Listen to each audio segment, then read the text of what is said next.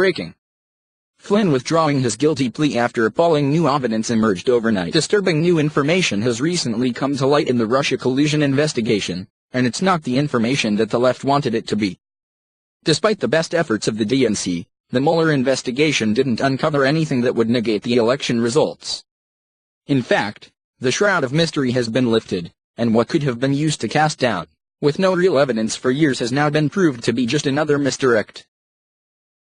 The most recent information uncovered is now pointing to the distinct possibility that the facade was pushed too far, and a lifelong public servant whose reputation was dragged through the mud is ready to set the record straight. Michael Flynn was put under the microscope when he was nominated to be a part of the Trump administration. He was also one of the first casualties to the Russia collusion story. Sadly, he went down without much of a fight, and his replacement was quickly found and installed. However, the investigation is now coming to a close. The blame has been placed and Flynn isn't so sure that any of it should have been on him. The Daily Wire reports that a motion has been filed to withdraw his guilty plea. A motion by Michael Flynn to withdraw his guilty plea based on government misconduct is likely in the works, declared the Federalist's Margot Cleveland on Friday. Judge Emma G. Sullivan issued a so-called Brady order on Friday in United States v. Flynn that Cleveland, a lawyer, says likely stands as an indication that the former Trump national security advisor is looking to withdraw his guilty plea based on government misconduct. Flynn was charged with lying to the FBI during the Mueller probe on November 30. The former Trump advisor pleaded guilty on December 1 before federal Judge Rudolph Contreras, but less than 1 week later, the case was reassigned under Judge Sullivan. On the surface, Friday's order seems inconsequential, but in comparing the December 12, 2017, version to the February 16, 2018, version, one substantive change stood out, explained Cleveland. Here's what she noticed. The revised version added one sentence specifying that the government's obligation to produce evidence material either to the defendant's guilt or punishment includes producing, during plea negotiations, any exculpatory evidence in the government's possession. This add-on is significant, she argues, because it indicates that, if the government did not provide Flynn material evidence during plea negotiations, Flynn has grounds to withdraw his plea. Cleveland acknowledges that it's unclear if Sullivan modified the standing order in response to special concerns in the Flynn case, but noted that it differs from the model text he included in his 2016 article, as well as the standing order he used most recently in a criminal case from August 2017.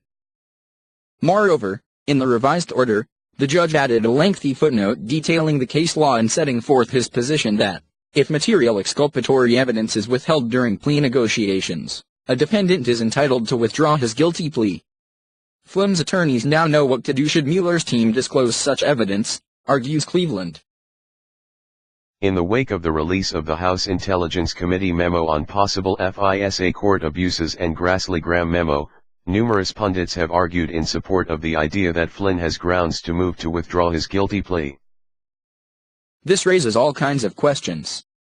It makes us wonder, not only was Flynn treated badly just to serve the left's political agenda? And if so, who else has fallen prey to their traps? As it turns out, Flynn might not have been alone in his quest to clear his name. According to the Federalist, his case was unexplainedly turned over to another judge who put pressure on the prosecution to cooperate. To recap, on November 30, 2017, prosecutors working for Mueller charged former Trump national security advisor Flynn with lying to FBI agents. The following day, Flynn pled guilty before federal Judge Rudolph Contreras. Less than a week later and without explanation, Flynn's case was reassigned to Judge Emmett G. Sullivan. One of Sullivan's first orders of business was to enter a standing order, on December 12, 2017, directing the government to produce to defendant in a timely manner, including during plea negotiations, any evidence in its possession that is favorable to defendant and material either to defendant's guilt or punishment. Sullivan's standing order further directed the government, if it has identified any information which is favorable to the defendant but which the government believes not to be material, to submit such information to the court for in-camera review. Sullivan enters identical standing orders as a matter of course in all of his criminal cases, as he explained in a 2016 Cardozo Law Review article. Following the Stevens case, I have issued a standing Brady order for each criminal case on my docket, updating it in reaction to developments in the law. A Brady order directs the government to disclose all exculpatory evidence to defense counsel, as required by Brady v. Maryland. The Stevens case, of course, is the government's corrupt prosecution of the late Senator Ted Stevens, an investigation and prosecution which, as Sullivan put it, were permeated by the systematic concealment of significant exculpatory evidence. While the December standing order represented Sullivan's normal practice, as both McCarthy and York noted, Flynn had already pled guilty. In his plea agreement, Flynn agreed to forego the right to any further discovery or disclosures of information not already provided at the time of the entry of Flynn's guilty plea. On Wednesday, however, the attorneys in the Flynn case presented the court an agreed-upon protective order governing the use of the material, including sensitive material the special counsel's office provides Flynn. This indicates Mueller's team will not fight Sullivan's standing order based on the terms of Flynn's plea agreement. In other words, Flynn's guilty plea meant that he didn't have to receive any more information from the prosecution, by law, but a judge with a nose for justice decided that he should.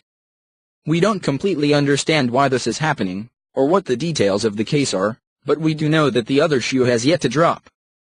Somebody is pulling strings, and we're about to find out who it is.